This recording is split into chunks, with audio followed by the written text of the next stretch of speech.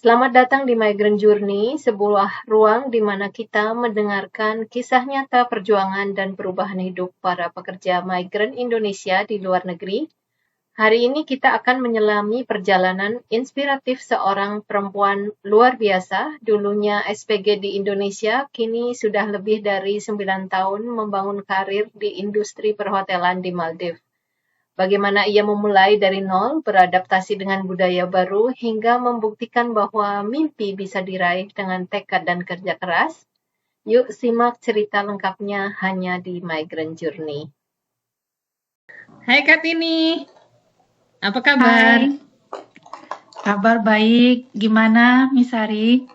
Kabarku baik juga. Sebelum kita ini berbincang-bincang yang lebih panjang lagi, silakan bisa perkenalkan diri Kak Tini. Oke. Hai semua, nama saya Ketut Artini. Saya dari Singaraja, Bali. Saat ini saya bekerja sebagai spa terapis di salah satu negara dari salah satu luxury resort yang ada di Maldives. Dan saya sudah berkarir kurang lebih 9 tahun di Maldives sebagai spa terapis. Dan dulu sebelum saya ke sini, dulu saya pernah bekerja juga di Bali sebagai sales promotion girl SPG yang ada di Nusa Dua ya, namanya kalau nggak salah Bali Collection. Oke. Ya. Kenapa ini pindah ini jenjang karir nih dari sales menjadi seorang terapis? Itu sih bermula dari motivasi dari teman saya ya, yang awalnya dulu kita sama-sama jadi SPG dan akhirnya dia memilih untuk kerja keluar ya. Dari situlah juga saya berambisi untuk merubah nasib lah. Mengikuti jejaknya ya. Yes. Boleh diceritakan Kak, sebelum ini memutuskan bekerja di luar negeri, sebenarnya apa sih alasan utamanya merantau gitu dan bekerja jauh dari negara kita? Alasan utamanya sih ya jelas ya untuk masa depan yang lebih baik. Dan selain itu sih saya berkeinginan untuk keluar itu biar coba keluar dari zona nyaman, gimana sih rasanya kalau kerja di luar itu, apa bisa nggak berkembang gitu loh, bisa jauh dari keluarga gitu, gimana sih rasanya ya, cuma pingin tahu aja sih awalnya dulu. Dan ternyata ini ya ketagihan ya sampai Ya, 9 tahun akhirnya. Iya. Ternyata Nyaman enak juga kerja di ya. luar. Iya. Bisa diterangkan gimana sih proses mendapatkan visa kerja pada awal pertama kali kerja itu seperti apa, terus sampai setelahnya? Prosesnya sih saya nggak terlalu gimana ya, nggak terlalu sibuk soalnya dulu awal saya berangkat saya join sama salah satu agent yang ada di Bali, dan kebetulan agent ini memang dia punya perusahaan untuk yang officialnya di Bali itulah. Terus udah gitu cuma saya join sama agent ini, belajarnya cuma 3 bulan, kita di training dan ditempatkan sebelum berangkat keluar kita ditempatkan di salah satu hotel-hotel yang ada di Bali. Selain itu sambil nungguin visanya keluar, melengkapi dokumen. Ya, kebetulan agentnya ini dia juga punya spa yang ada di Bali, dan sebelum kita keluar, akhirnya kita ditempatkan dulu di Bali sambil untuk mempelancar gininya kita, Skillnya ya. Skillnya ya. Oke, ya. Itu Kak, kalau ke luar negeri diperlukan bahasa Inggris nggak sih? Ya pastinya basic ya, tentunya harus bisa lah. Dulu juga saya sama sekali tidak bisa ngomong bahasa Inggris juga. Terus bisanya bahasa Inggris karena gimana nih Kak? Bisanya sih setelah sampai di sini ya, dulu sih Mm-mm. agak canggung ngomongnya, aduh gimana sih takut salah gitu. Dan pada akhirnya sambil jalan selalu mendengarkan dan praktis dan akhirnya sih bisa. Oke. Tahun berapa pertama kali keluar, Kak? Ah, 2016 waktu itu ya, 2016 Lumayan, sampai iya, sekarang. lumayan lama jadinya ya. Oke. Ya, Nah, setelah ini kan awal itu dari agent dan kebetulan agentnya juga sudah langsung memperkerjakan Kak Tini kan di situ, dikasih pelatihan, habis itu bekerja di situ, habis itu dikirim ke tempat yang uh, pertama kali kerja ke luar negeri ya, yaitu di Maldives. Nah, setelah bekerja di situ, ada pindah kerja atau tetap di satu perusahaan, Kak? oh di sini waktu pertama kali saya dengan agent cukup lumayan lama ya. Dan agent ini juga di sini banyak punya lokasi kerja dan kebetulan kadang kita juga dipindah-pindah. Dan selain itu lumayan lama juga sama agent dan pada akhirnya saya memutuskan untuk selesai dengan agent ini dan saya berangkat mandiri, ngelamar sendiri, ngurusin sendiri semuanya sendiri. Sampai sekarang saya mandiri. Oke, kalau mandiri itu biasanya dapat referensi dari teman atau lihat lowongan di online atau biasanya gimana tuh Kak dapetin pekerjaan mandiri? Saya mandiri tuh kebetulan saya lihat via online ya ada kadang situs-situs website itu dia ngepost ada lowongan di hotel ini dan saya coba apply sendiri dan melakukan interview akhirnya oke dan diproses lah. Oke, iya. Nah, terus selama bekerja di Maldives nih, biasanya itu kerjanya apa ditanggung semuanya atau misalnya dari dokumentasi, dari berangkat sampai ke kerja, habis itu gaji atau makan atau laundry gitu. Apa saja sih biasanya yang ditanggung sama perusahaan? Enaknya kerja di Maldives ini ya, semuanya ditanggung sama perusahaan. Kita cuma diam aja nunggu aja proses visanya udah keluar ya udah nanti dikirimin tiket, oke berangkat. Oke, jadi Dan mudah ya. ya sangat mudah dan makan juga kita dapat 3 kali makan, tempat juga kita dapat. Soalnya di Maldives ini kita itu kayak gimana ya? Kita tinggal di island-island. Kepulauan-kepulauan ya. Jadi masing-masing Kepulauan ya. satu resort itu satu kepulauan ya. Iya. Jadi dari berangkat itu paling modalnya ya modal paspor kali ya. Sama Iya, habis paspor itu aja. kita Dan perlu urus diri sendiri ya. Dan urus sendiri tentang kelengkapan gimana sih kelengkapan dari negara Indonesia untuk prosesnya untuk keluar mungkin kayak bikin KTKLN, kayak ngedaftarin diri loh di negara kita sebelum kita pergi keluar untuk istilahnya biar resmi kita terdaftar di negara kita sendiri. Oke, sama medical check up juga ada ya, Kak ya? Iya. Oke, habis itu jadi ini setelah itu baru diproses, setelah dapat work permit baru bisa berangkat ya. Iya. Dan di pekerjaan sekarang berarti semua ditanggung, akomodasi nggak perlu bayar, minum makan nggak perlu bayar, udah 3 kali lagi kantinnya buka. Habis itu laundry nyuci juga ada disediakan mesin cuci gitu istilahnya ya, kita tinggal nyuci sendiri gitu. Sebenarnya aman ya kalau mau saving kayaknya cocok banget nih untuk kerja di perhotelan seperti itu ya. Iya. Tidak perlu pengeluaran yang lain. Bisa direkomen nih, mending untuk kalau pertama kali kerja ke Maldives aja dulu. Iya. Kalau selama kerja di luar negeri nih, apakah ada ini hal yang mengejutkan atau yang tidak diduga selama proses dalam rekrutmen atau dalam pengurusan surat-surat nih, baik dengan agent ataupun dengan mandiri? Atau aman-aman saja lancar?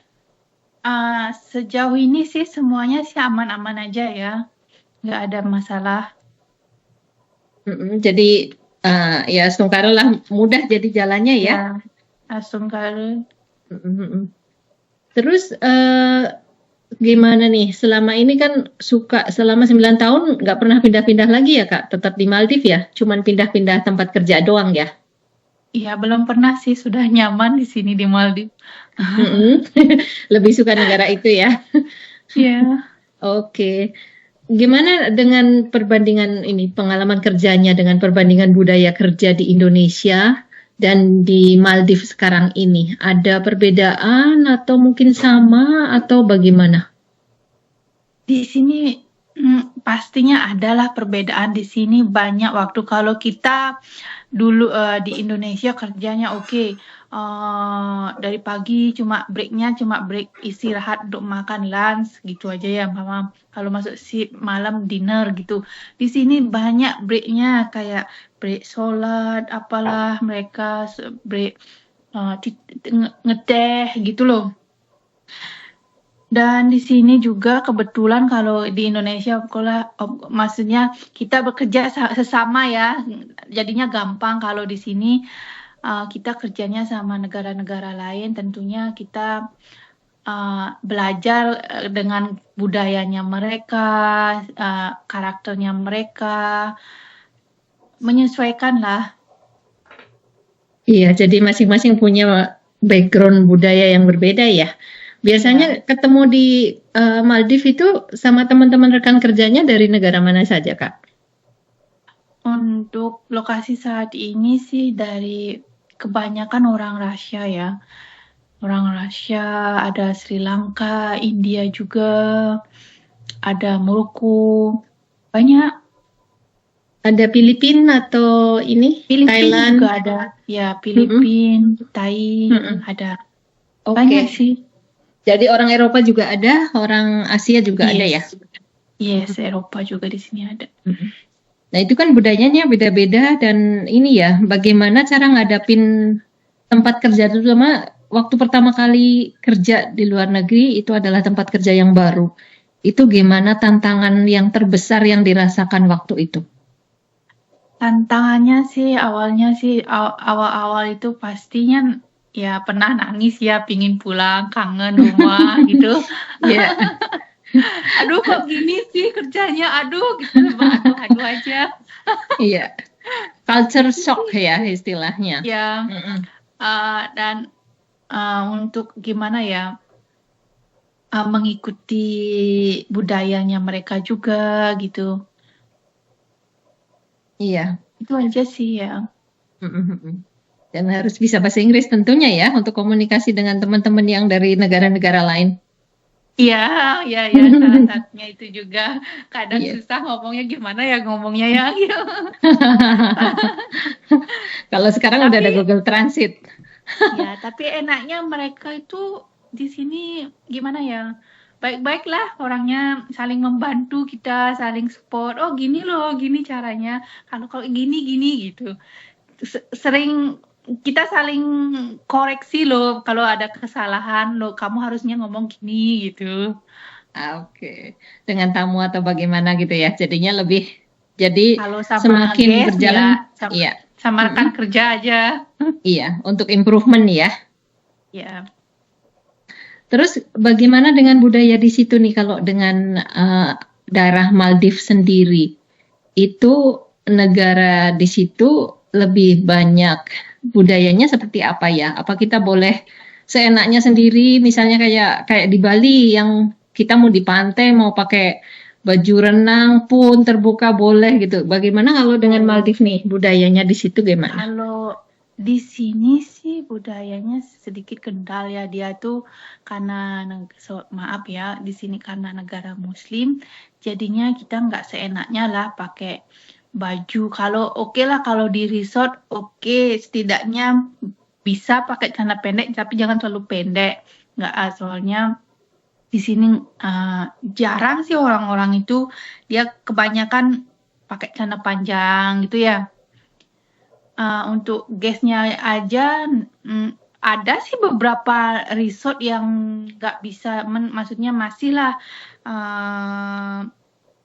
apa sih dibilang itu untuk tamunya aja nggak terlalu banyak buka-bukaan gitu loh. Iya. Jadi nggak boleh pakai baju renang gitu ya, seenaknya saja di jalan gitu-gitu nggak boleh ya. Nggak boleh, khususnya kalau kita ke kota nih, misalnya kalau kita ke kotanya, kadang kan libur kita keluar nih dari island, kita pergi ke kota, Iya. ketemu teman gitu, kita nggak bisa seenaknya berpakaian gitu, nggak boleh. Harus pakaian yang tertutup ya.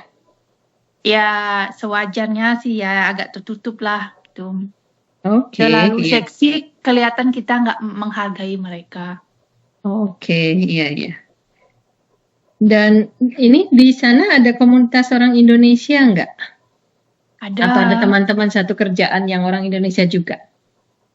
Kebetulan di tempat kerja saya, kita dari Bali cuma berdua aja. Oh, oke, iya. Tapi Kalau dari negara- kota lain? island-island lain banyak. Oke, iya. Kadang kalau ke kota kita, oh dia orang Indonesia, oh dia dari Bali gitu. Oke, iya. Nah, suka ada ini nggak komunitas untuk orang-orang Indonesia di Maldives? Di sini kita punya ya komunitas dari Indonesia yang ada di Maldives. Sometimes dia juga bikin acara dan kita diundang untuk datang bertemu sambil ngobrol-ngobrol sambil makan gitulah. Tapi kadang sih akunya aja yang nggak sempet, nggak ada waktu untuk join di acaranya mereka. Iya, karena namanya juga kerja ya, kita pasti Ya, prioritasnya selain itu, kerja. Ya, selain itu tempat kerjaku sih lumayan jaraknya dari island ke kota lumayan jauh ya. Dan untuk transportnya juga agak susah. Oh, oke. Iya, transportasi di sana paling utama pakai apa ya, Kak ya? Kalau jaraknya dekat, ada beberapa resort yang pakai speedboat dari dari laut ya, pakai Iya. speedboat. Ya, terus yang jauhan kita di sini kita pakai seaplane, kayak Seaplane, pesawat. oke. Pesawat yang mendaratnya di lautan ya. Di laut juga ya. Jadi tetap terbang tapi di ini mendaratnya di laut. Itu keren Di loh. laut. Tapi kadang ekstrem juga sih.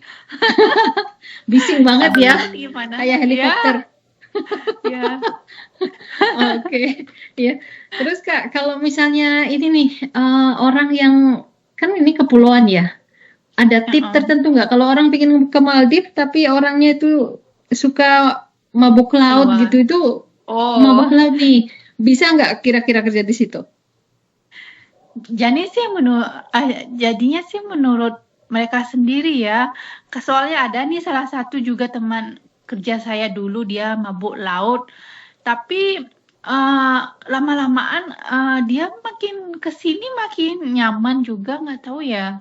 Mungkin karena dari motivasi dirinya sendiri ya. Akhirnya hilang ketakutannya ya kalau ini ya dengan mabuk laut ya. Tapi kalau orang yang memang benar-benar trauma dan takut dengan ini laut atau karena ini ya lebih baik jangan kerja di Maldives ya. Karena itu kepulauan ya, yang kecil-kecil dan ya jarak antara satu pulau ke pulau yang lain ya harus kita tempuh juga dengan laut atau speedboat atau yang tadi yang disebut seaplane itu ya. Iya. Ya. Oh ya, untuk komunitas orang Indonesia di sana itu membantu dalam proses adaptasi nggak biasanya? Komunitasnya di sini sih kadang sih ada ya. Dia tuh lebih cenderung komunitas kitanya itu kayak gimana ya dibilang. Soalnya ada sih kayak adminnya itu dia tuh memang dari bagian KBRI ya. Dia tuh sering memfokuskan membantu kita semua dalam proses kayak gimana tuh namanya, kayak paspornya mati loh, ada masalah di resort gimana, nanti mereka ngasih support gitu, membantu. Oke, ya. Ya, berarti at least lah ada bantuan kalau misalnya kita ada kendala atau apa ya. Iya. Untuk ini teman-teman yang oh ya sebelum itu pelajaran paling berharga apa yang didapatkan dari pengalaman bekerja di luar negeri, Kak? Yang lebih menjadikan kita lebih mandiri ya, lebih mandiri, lebih bersyukur karena lebih bisa menghargai perbedaan lah. Iya, oke. Itu sih. Terus ada saran nggak untuk teman-teman yang ingin mengikuti jejak Kak Tini nih untuk mencari pekerjaan atau mendapatkan pekerjaan ke luar negeri? Sarannya gimana? Untuk teman-teman yang mau kerja keluar, tentunya yang pertama sih usahain siapin mental dulu ya. Yakin juga kayak kalau yakin aku bisa nih kalau mau kerja di luar. Terus usahain pilih agen yang pasti, agen yang resmi, dan urus semua kelengkapan dokumennya. Itu Yang sih. lengkap, yang benar-benar sampai ini ya. Ya. Jangan sampai ya rugi karena kita tidak mengaplikasi apa yang harusnya sesuai aturan yang ada gitu ya. Dan mentalnya juga harus siap, diyakinin diri sendiri, kita pasti bisa. Oke Kak, sekarang 3 kata kunci sukses dalam hidup Kak Tini apa? Sabar, selalu bersyukur, berdoa. Oke. Ada yang mau ini pesan-pesan mungkin untuk orang-orang yang dicintai yang sedang menonton nanti channel ini? Ya, terima kasih sih yang sudah selalu mendukung, mendoakan saya. Itu aja sih. Oke. Terima kasih ya Kak atas waktunya. Dan seri ini pasti selalu bisa bermanfaat untuk teman-teman yang lain. Semoga bisa teman-teman yang ingin mengikuti jejak Kak Tini bisa sukses seperti Kak Tini sekarang. Oke. Terima kasih juga Miss Sari. Sama-sama. Bye for now. Bye from Maldives. Itulah tadi kisah inspiratif dari seorang mantan SPG yang kini sukses membangun karir di dunia perhotelan internasional di Maldives. Semoga cerita ini bisa menjadi semangat baru buat kamu yang sedang merintis jalan serupa, bahwa perubahan itu mungkin asal kita berani melangkah. Kalau kamu suka dengan konten ini, jangan lupa like, share, dan subscribe Migrant Journey. Dan yang paling penting, tinggalkan pesan baik, karena jejak digital ini akan tetap hidup, bahkan ketika kita sudah tidak ada. Sampai jumpa di episode berikutnya, terus bermimpi, terus melangkah.